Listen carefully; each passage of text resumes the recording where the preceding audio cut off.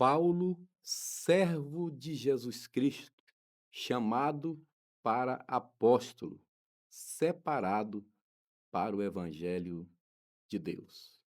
Paz seja convosco, graças a Deus que nos dá a vitória por nosso Senhor e Salvador Jesus Cristo.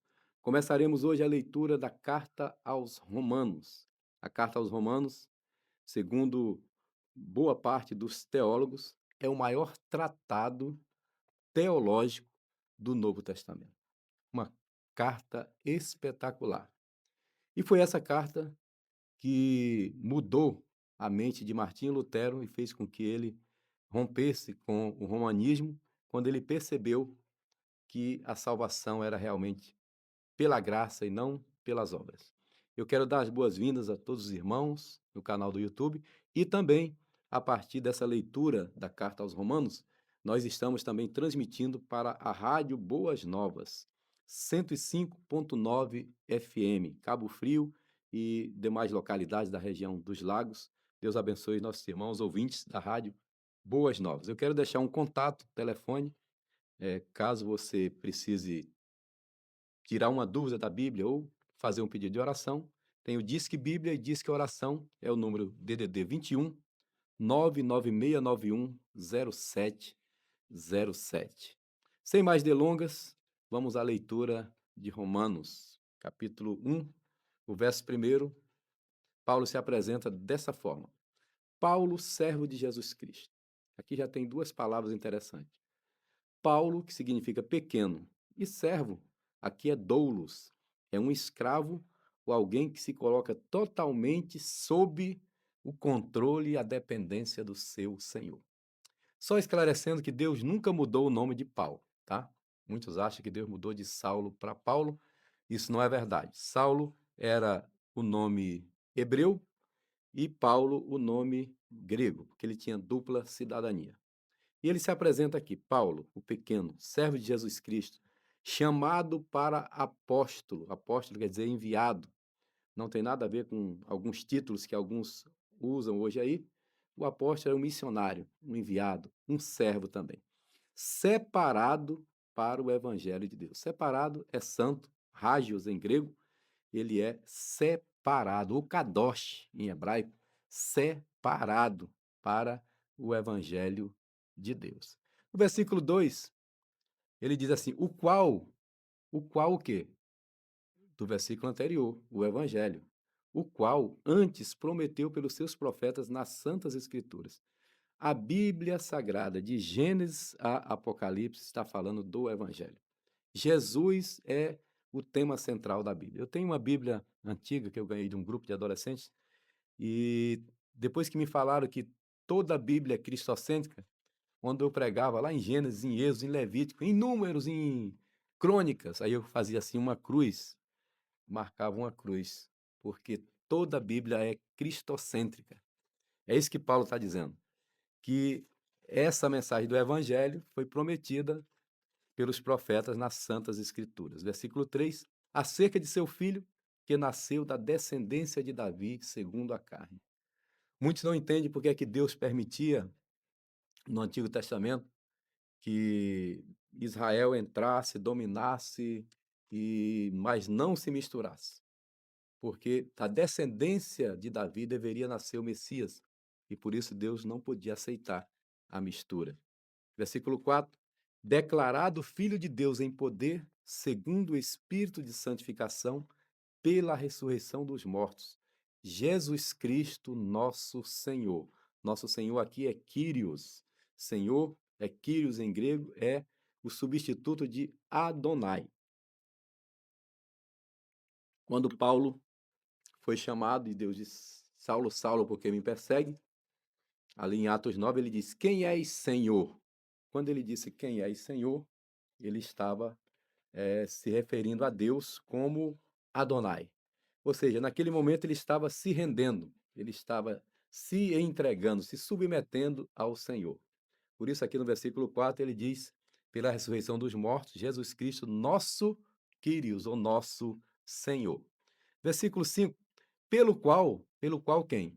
Jesus, pelo nosso Senhor, pelo qual recebemos a graça e o apostolado. Lembrando que Os dons ministeriais são responsabilidade de Cristo. Quando Paulo explica sobre os dons em 1 Coríntios 11, ele diz que há diversidade de dons, mas o Espírito é o mesmo, ou seja, o Espírito Santo gerencia os dons espirituais. Há diversidade de operações, mas Deus é o mesmo, então Deus gerencia as operações. E há diversidade de ministérios, mas o Senhor é o mesmo. Então Jesus é quem é responsável pelos dons: apóstolo, profeta, evangelista, pastores e mestres. E ele diz aqui em Romanos 1,5, pelo qual recebemos a graça e o apostolado, ou seja, eu não era digno, mas ele me chamou para ser apóstolo. Se eram apenas os 12, né? Aqui cai essa teoria. Os 12 são o colégio apostólico, mas o chamado para apóstolo nós temos Paulo e outros exemplos na Bíblia. Para a obediência da fé em todas as gentes, ou seja, nações, pelo seu nome, entre as quais aqui as gentes, as nações, sois vós chamados para serdes de Jesus Cristo. Versículo 7. A todos que estáis em Roma, amados de Deus. Aqui Paulo demonstra um grande amor pelos irmãos que estão em Roma.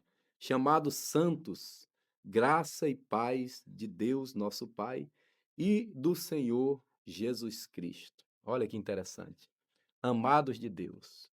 Paulo demonstra aqui um grande amor, apesar de que não foi ele que fundou essa igreja, não tem nenhuma evidência disso, porque ele não esteve lá antes. Nesse momento, ele já estava escrevendo para uma igreja que já existia em Roma e ele não havia tido a oportunidade de ir lá. Ele está desejoso em ir. Não sabemos quem foi o criador dessa igreja, porque na dispersação dos judeus, eles criavam as sinagogas e quando os cristãos também foram dispersos, eles iam para as sinagogas, onde eles pregavam Cristo e dali foram surgindo as primeiras comunidades cristãs, que não tinham templo.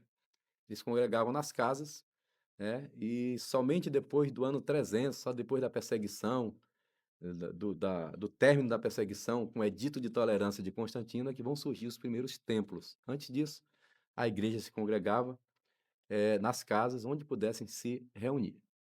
Versículo 8 diz: primeiramente dou graças ao meu Deus por Jesus Cristo acerca de vós todos, porque em todo o mundo é anunciada a vossa fé. Ou seja, a fé dos romanos está sendo anunciada pelo mundo afora. Porque Deus, a quem sirvo em meu espírito, no evangelho de seu Filho, me é testemunha de como incessantemente faço menção de vós. Ou seja, ele diz: falam de vocês para mim e eu falo de vocês também para Deus. Versículo 10. Pedindo sempre em minhas orações que, em algum tempo, pela vontade de Deus, se me ofereça boa ocasião de ir ter convosco. Ou seja, eu tenho um desejo de conhecer pessoalmente essa igreja. Porque desejo ver-vos para vos comunicar algum dom espiritual, a fim de que sejais confortados. Ou seja, é a comunicação, a transferência de dons, ministrar aquilo que você tem sobre o seu irmão e o irmão ministrar sobre você também o dom que ele tem. Deus não dá todos os dons para uma pessoa. A Bíblia diz: a uns deu o dom de cura, a outros deu o dom de língua, a outros de interpretação de língua. Para quê? Para que o João dependa do José, o José dependa do Lucas, o Lucas dependa do Jean. Assim, uns dependam dos outros. É por isso que Deus criou diversidade de dons. Versículo 12. Isto é, para que juntamente convosco eu seja consolado pela fé mútua, assim vossa como minha. Ou seja, vocês passam as suas experiências e eu tenho muita coisa para contar do campo missionário. Ele vai contar isso depois. Não quero, porém, irmãos, que ignoreis que muitas vezes propus ir ter convosco, mas até agora tenho sido impedido para também ter entre vós algum fruto, como também entre os demais gentios. Bem, aqui eu preciso explicar o seguinte. Paulo, lá em Atos 16, tenta ir para Bitínia, tenta ir para outro lugar e Deus diz não 2 vezes. O Espírito de Jesus lhe impediu. O Senhor impediu. Tem outro lugar que Paulo diz: eu tentei ir em tal lugar, mas Satanás impediu. Mas agora, ele está dizendo que foi impedido, ele não diz o porquê. É possível que seja uma dessas duas situações, ou é possível que seja também a parte financeira. Tanto é que Paulo diz que espera que seja enviado e que de lá de Roma ele receba bênção, ou seja, uma dádiva financeira para ir até a Espanha, o sustento ministerial, né? Paulo era sustentado pela igreja de Filipos, Lídia, vendedora de púrpura, sustentou bastante Paulo. Onde Paulo ia, chegava um mensageiro com uma oferta. Aquela mulher foi uma abençoadora no ministério de Paulo. Mas, aqui, quando Paulo fala algum fruto, ele se refere também ao seu sustento e à parte financeira para ele conduzir, para ele ser transportado, né, para outros lugares que ele ainda pretendia ir. E ele diz no 14: Eu sou devedor tanto a gregos como a bárbaros, tanto a sábios como a ignorantes. E assim como está em mim, estou pronto para também vos anunciar o evangelho, a vós que estáis em Roma. Ou seja, eu estou disposto a ir nas sinagogas dos judeus e esclarecer mais sobre o evangelho de Jesus Cristo. Porque não me envergonho do evangelho de Cristo, um dos versículos mais conhecidos da palavra de Deus. Pois é o poder de Deus para a salvação de todo aquele que crê, primeiro do judeu e também do grego. Paulo vai usar essa expressão aqui mais de uma vez, porque o judeu é o privilegiado, porque recebeu a lei diretamente do Senhor, através de anjos, mas agora Paulo vai mostrar mais à frente que todos pecaram e estão destituídos da glória de Deus. Por isso ele usa a expressão primeiro do judeu, depois do grego. Porque nele se descobre a justiça de Deus de fé em fé, como está escrito, mas o justo viverá da fé. É aqui que Martim Lutero vai se deter e vai começar a entender, quando ele fez o doutorado na área de teologia, ele se especializou na carta aos Romanos. E quando ele chegou nesse versículo, nessa parte, ele foi sendo moído e percebeu que tinha muitas coisas erradas na igreja de Roma e ele precisava romper. Foi daí que nasceu a reforma protestante na Alemanha em 1517. O justo viverá da fé. Agora o versículo 18, se você tiver uma Bíblia de papel aí, você pode observar que quando começa um novo bloco, no início de cada bloco, primeira letra da palavra está em negrito. Então, se você tiver com uma Bíblia em papel, pode conferir o versículo 18, que diz: Porque do céu, como é um novo bloco, essa letra P deve estar em negrito. Porque do céu se manifesta a ira de Deus sobre toda a impiedade e injustiça dos homens que detêm a verdade em injustiça. Porquanto o que de Deus se pode conhecer, neles se manifesta, porque Deus lhe manifestou. Ou seja, Deus manifesta a sua glória através da criação. Porque as suas coisas invisíveis, desde a criação do mundo, tanto o seu eterno poder como a sua divindade se entendem claramente, se veem pelas coisas que são criadas. Ou seja, independente de você ter lido a Bíblia, independente de você ter lido o Novo Testamento, Antigo Testamento, Salmo 23, você não conhece nada, independente disso, as coisas estão criadas para que essas pessoas que estão vendo a criação de Deus, fiquem inexcusáveis, ou seja, sem desculpa. Não tem desculpa, porque a natureza está aí mostrando o céu nascendo e se pondo e mostrando a grandeza de Deus. Porquanto, tendo conhecido a Deus, aí ele vai começar a se referir à idolatria dos romanos. Tendo conhecido a Deus, não o glorificam como Deus, nem não lhe glorificaram, está no passado, como Deus, nem lhe deram graças. Antes, em seus discursos, se desvaneceram e o seu coração insensato se obscureceu. Quantos discursos soberbos, né? Como aquele Herodes que discursou tão bonito e disseram voz de Deus e não de homem, ele acabou sendo executado e comido de bichos. Dizendo-se sábios, tornaram-se loucos e mudaram a glória do Deus incorruptível em semelhança da imagem de homem corruptível, imagem de escultura, e de aves e de quadrúpedes e de répteis, Por isso também Deus os entregou às concupiscências dos seus corações, à imundícia, para desonrarem os seus corpos entre si. Veja bem, o fato deles mergulharem no pecado é que Deus permitiu quando eles, conhecendo Deus, não adoraram como Deus, desprezaram. Ok? Em outras palavras, Deus diz assim: então vão. E a consequência é grave. Versículo 25 diz: Pois mudaram a verdade de Deus em mentira, e honraram e serviram mais a criatura do que o Criador, que é bendito eternamente. Amém. Por isso Deus os abandonou. Primeiro diz que Deus os entregou, agora Deus os abandonou às paixões infames. Que paixões infames são essas? Que muitos falam de progressismo, a Bíblia chama de paixão infame. Porque até as suas mulheres mudaram o uso natural, no contrário à natureza.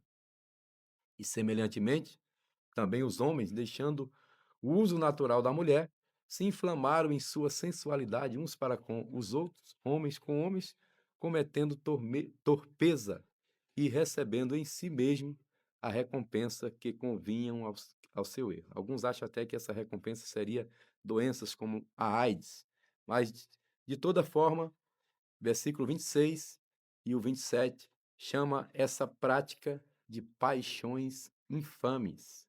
E o 28 diz: E como eles não se importaram de ter conhecimento de Deus, assim Deus os entregou a um sentimento perverso.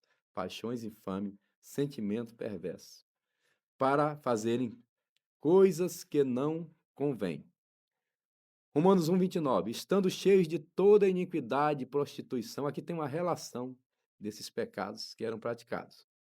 Iniquidade, prostituição, malícia, avareza, maldade, cheios de inveja, homicídio, contenda, engano, malignidade, sendo murmuradores, isso aqui até na igreja tem, infelizmente, detratores, aborrecedores de Deus, injuriadores, soberbos, presunçosos, inventores de males. Tem gente que é tão mal que faz inveja até o diabo, né? É esse tipo aqui. Inventores de males, desobedientes a pais e mães, nécios.